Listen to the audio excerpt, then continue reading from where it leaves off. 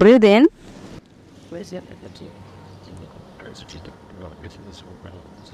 Breathe out. Yoga ചെയ്യണ ആളുകൾ ശ്രദ്ധിക്കേണ്ടത് മിതമായ വ്യായാമം, മിതവും ഹിതവുമായ ഭക്ഷണം, നല്ല ശ്വാസോച്ഛ്വാസം, മനോനിയന്ത്രണം. കോമൺ ആയിട്ട് കേട്ടുവരുന്ന ഒരു അസുഖം ഡിസ്ക് പ്രോബ്ലം, ഡിസ്ക് ബൾജ്.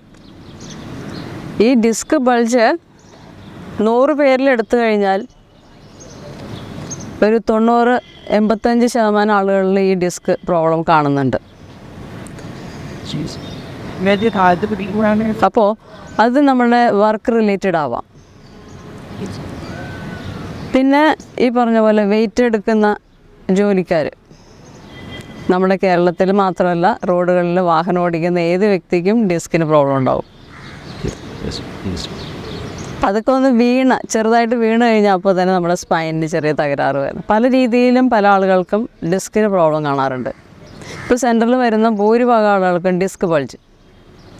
ഈ ഡിസ്ക് ബൾജ് വന്നിട്ട് സയാറ്റിക നെർവിൻ്റെ ജാം വന്ന് താഴേക്ക് റേഡിയേറ്റ് ചെയ്ത് പോയി വേദന വരുന്നൊരവസ്ഥ. അതിനെ പരിഹരിക്കാനായിട്ട് നമുക്ക് ചില ആസനാസ് ഞാൻ ഇൻട്രൊഡ്യൂസ് ചെയ്യുന്നതാണ്. കൂടാതെ നമ്മുടെ അബ്ഡമൻ ഏരിയ മസിൽസ് സാഗ് ആവുന്ന സമയത്തും ബാക്ക് പെയിൻ ഉണ്ടാവാറുണ്ട്. പല കാരണങ്ങൾ കൊണ്ട് ബാക്ക് പെയിൻ വരാറുണ്ട്. പക്ഷേ ഡിസ്ക് ബൾജ് എന്ന് പറയുമ്പോൾ സ്പൈനിന് ഉണ്ടാവുന്ന തകരാറ്, നെർവ് ബൾജാണ്, ആ ഡിസ്കിനിടയിൽ ഇരുന്നുകൊണ്ട് ബൾജാണ് സമയത്ത് റേഡിയേറ്റ് ചെയ്ത് പോയി പെയിൻ വരുന്നൊരവസ്ഥ. ആ സമയത്ത് നിൽക്കാനോ അധികം നേരം നിൽക്കാൻ പറ്റാത്തവർ, അധികം നേരം നടക്കാൻ പറ്റാത്തവർ, അങ്ങനെയുള്ള കുറച്ച് പേരെ ഞാൻ കാണുകയുണ്ടായി. അപ്പോൾ ചില ആസനാസ്, ചില ടൈറ്റനിങ് പ്രോസസ്സ് ഇത് ചെയ്യിക്കുമ്പോൾ അവരിൽ വളരെയധികം കുറഞ്ഞു കണ്ടു. പിന്നെ അവർക്ക് ഈസിയാണ്, മൂവ് ചെയ്യാൻ ഈസിയാണ്, എത്ര നേരം നിൽക്കാൻ പറ്റുന്നുണ്ട്.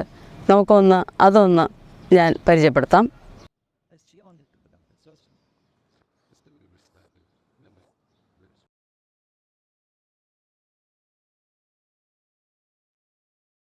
ആദ്യം ഏത് ആസന ചെയ്യുന്നതിന് മുമ്പ് മനസ്സും ശരീരവും ശാന്തമാക്കി, മനസ്സിനെ സജ്ജമാക്കി ചെയ്യുന്ന പ്രവൃത്തിയിലേക്ക് മാത്രം ഫോക്കസ് കൊടുത്ത് റിലാക്സ് ചെയ്ത് കിടക്കുക. ആദ്യം ശരിക്കും ശ്വാസം നിറച്ചെടുത്ത് സാവധാനം എക്സേൽ ചെയ്യുക.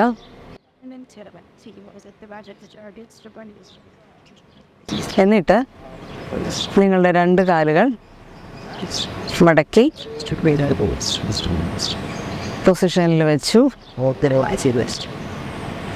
അതിനുശേഷം നമ്മുടെ 2 കൈകൾ പതിച്ച് വെച്ച് ലോവർ ബാക്കിൽ വയ്ക്കുക. എന്നിട്ട് കൈയിലേക്ക് നമ്മളുടെ ലോവർ ബാക്ക് കൊണ്ട് കൈയിലേക്ക് പ്രസ് കൊടുക്കുന്ന സമയം സ്റ്റമക്ക് ടൈറ്റ് ചെയ്ത് പിടിക്കുന്നു. 10 സെക്കൻഡ്സ്. 1 2 3 4 5 6 7 8 9 10. പതുക്കെ റിലാക്സ് ചെയ്യുക. ഇത് വീണ്ടും റിപ്പീറ്റ് ചെയ്യുക. ഞാൻ ഒന്നും കൂടെ റിപ്പീറ്റ് ചെയ്യുന്നു. ലോവർ ബാക്ക് കൊണ്ട് കൈയിലേക്ക് പ്രസ് കൊടുക്കുക, സ്റ്റമക്ക് ടൈറ്റ് ചെയ്യുക. ആ സമയം നമ്മളുടെ ലോവർ ബാക്ക് മസിൽസ് ഔട്ടർ ലെയറിൽ നിന്ന് തന്നെ ടൈറ്റായി വന്നുകൊണ്ടേയിരിക്കും. ലോവർ ബാക്ക് മസിൽ ടൈറ്റാവും. 1 2 3 4 5 6 7 8 9 10. ഇത് ഒരു 10 ടൈംസ് 15 ടൈംസ് നിങ്ങൾക്ക് ഇത് ചെയ്യാവുന്നതാണ്. അപ്പോൾ വളരെ റിലീഫായിരിക്കും ഇതുവഴി. ഇനി അടുത്തത് നമുക്ക് കമഴ്ന്ന് കിടക്കാം.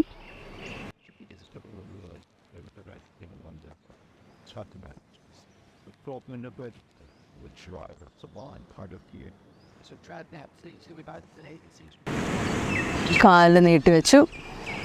ലോവർ ബാക്ക് നല്ലോണം ടൈറ്റ് ചെയ്തു. നീ ടൈറ്റ് ചെയ്യുന്നു. കുറച്ച് നേരം ടൈറ്റ് ചെയ്ത് അങ്ങനെ നിൽക്കാം. ഒരു 10 സെക്കൻഡ് അല്ലെങ്കിൽ 15 സെക്കൻഡ്. ലോവർ ബാക്ക് നല്ലോണം ടൈറ്റ് ചെയ്ത് മസിൽ ടൈറ്റ് ചെയ്ത് കൊടുക്കുക. പതുക്കെ പതുക്കെ റിലീസ് ചെയ്യുന്നു. വീണ്ടും നമുക്ക് ടൈറ്റ് ചെയ്യാം. ലോവർ ബാക്ക്, നീ ടൈറ്റ് ചെയ്യാം. പ്രൈവറ്റ് ഏരിയ ടൈറ്റ് ചെയ്യുമ്പോൾ കുറച്ചും കൂടെ ടൈറ്റ് ഫീല് ഉണ്ടാവും. ടൈറ്റ് ചെയ്ത് പിടിക്കുന്നു. നോർമൽ ബ്രത്ത് ചെയ്തുകൊണ്ടിരിക്കുന്നു.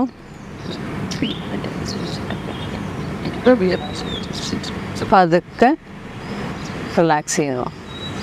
ഇത് രണ്ടാമത് നമ്മൾ ചെയ്ത ഒരു പ്രക്രിയയാണ്. സ്ട്രെങ്തനിങ് പ്രോസസ്സാണ്. നേരെ കിടക്കുകയാണ്.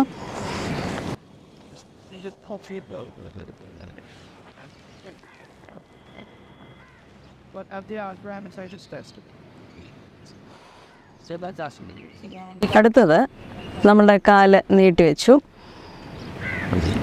റൈറ്റ് കാല് മടക്കി നീയുടെ പുറകിൽ പതുക്കെ ഇങ്ങനെ ഇൻ്റർലോക്ക് ചെയ്ത് പതുക്കെ സ്റ്റമക്കിനോട് ചേർത്ത് പിടിച്ച് നോർമൽ ബ്രത്ത് ചെയ്തുകൊണ്ടിരിക്കുക. ഒരു കാരണവശാലും തല ഉയർത്തരുത്. 10 സെക്കൻഡ് അങ്ങനെ നിൽക്കാം. അതേപോലെ അടുത്ത കാല്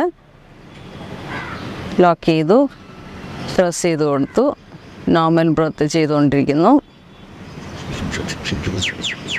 ഇത് മാറി മാറി ഒരു 10 പ്രാവശ്യം, ഓൾട്ടർനേറ്റീവായിട്ട് 10 പ്രാവശ്യം ഇത് ചെയ്തു.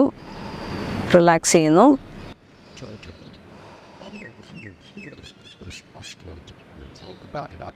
റിലാക്സ്. അടുത്തത് നമ്മളുടെ കൈ ഒന്നിനു മേലെ ഒന്നായിട്ട് എവിടെ വയ്ക്കും? ഏറ്റവും ലാസ്റ്റ് ലോവർ ഏരിയയിൽ വെച്ചു. ബട്ടക്സ് അപ്പോൾ ഉയർന്നിരിക്കും. എന്നിട്ട് എന്ത് ചെയ്യും? നേരത്തെ ചെയ്ത പോലെ ലോവർ ബാക്ക് കൊണ്ട് കൈയിലേക്ക് പ്രസ് കൊടുക്കുക, സ്റ്റൊമക്ക് ടൈറ്റ് ചെയ്യുക.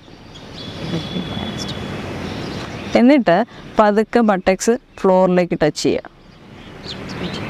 കൈ മാറ്റരുത്. ബോഡി അഡ്ജസ്റ്റ് ചെയ്ത് കൊടുത്തുകൊണ്ട് ബട്ടക്സ് ഫ്ലോറിൽ വെച്ചു.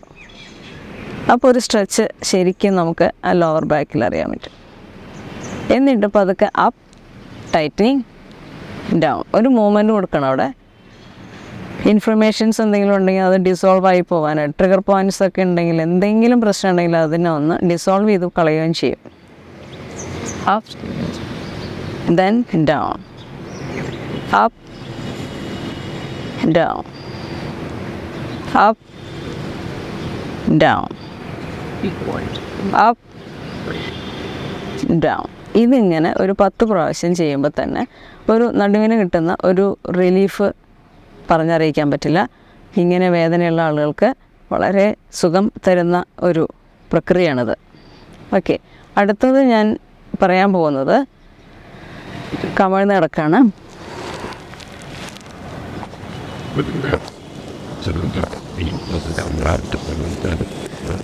സാഷ്ടാംഗം. ചിൻ ഫ്ലോറിൽ, ചെസ്റ്റ് ഫ്ലോറിൽ, ഷോൾഡേഴ്സിന് തൊട്ട് താഴെ കൈ വിരലുകൾ സ്പ്രെഡ് ചെയ്ത് വെച്ചിരിക്കുന്നു. ടോ ടച്ച് ചെയ്യുന്നു, നീ ടച്ച് ചെയ്യുന്നു. ബട്ടക്സ് മാത്രം ഉയർത്തി കുറച്ച് നേരം നിൽക്കുക. നോർമൽ ബ്രത്ത് ചെയ്തുകൊണ്ടിരിക്കുക.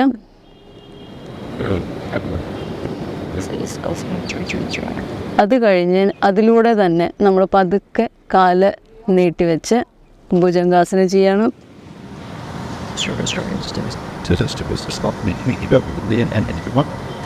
കൈയുടെ പൊസിഷൻ മാറ്റുന്നില്ല. മുട്ടുമടക്കി തല താഴ്ത്തി നികുഞ്ചാസനം. ഇത് വീണ്ടും നമ്മൾ റിപ്പീറ്റ് ചെയ്തുകൊണ്ടിരിക്കുന്നു. ഒരു പ്രാവശ്യം കൂടെ കാണിക്കാം. സാഷ്ടാംഗം,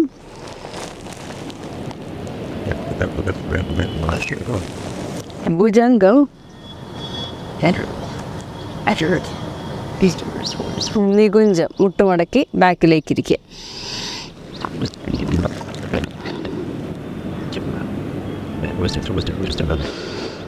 ഇനി അടുത്തത് കാണിക്കാൻ പോകുന്നത് മാർജാരി ആസനം, ക്യാറ്റ് ആൻഡ് ക്യാമൽ പോസ്. വളരെ വിശേഷമാണ്. ബാക്ക് പെയിൻ റെഡ്യൂസ് ചെയ്യാനായിട്ട് വളരെ വിശേഷമാണ്.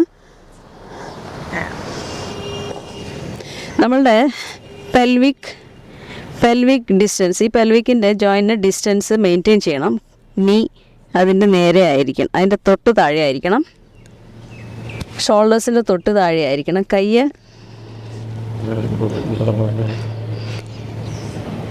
ബ്രീതിങ് ചെയ്ത് ഉയർന്നു വരികയാണ്.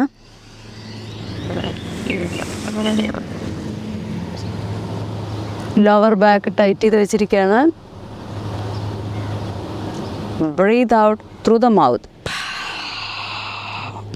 ഷോൾഡേഴ്സ് ഉയർന്നു, ഷോൾഡേഴ്സ് നല്ല സ്ട്രെച്ച് ചെയ്ത് ഉയർത്തി വെച്ചിരിക്കുന്നു. വീണ്ടും ആവർത്തിക്കണം. ബ്രീത്ത് ഇൻ,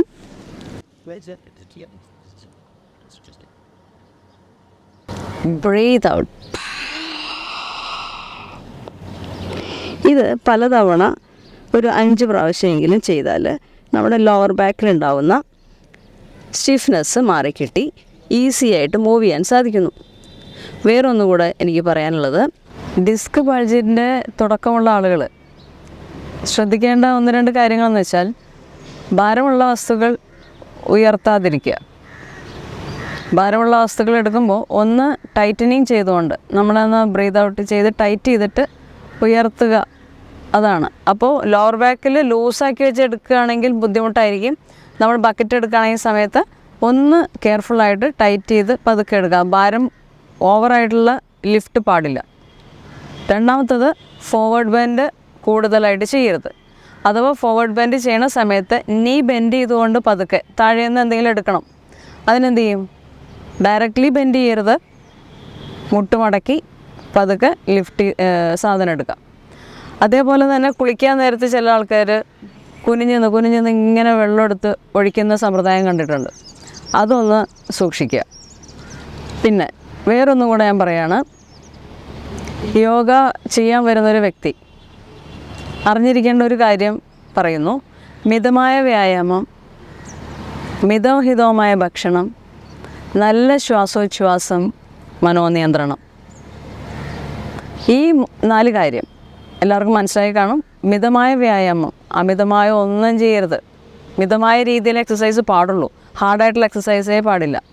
മിതമായ രീതിയിൽ നമ്മുടെ ശരീരത്തിന് അനുവദിക്കുന്ന തരത്തിലുള്ള എക്സസൈസ്.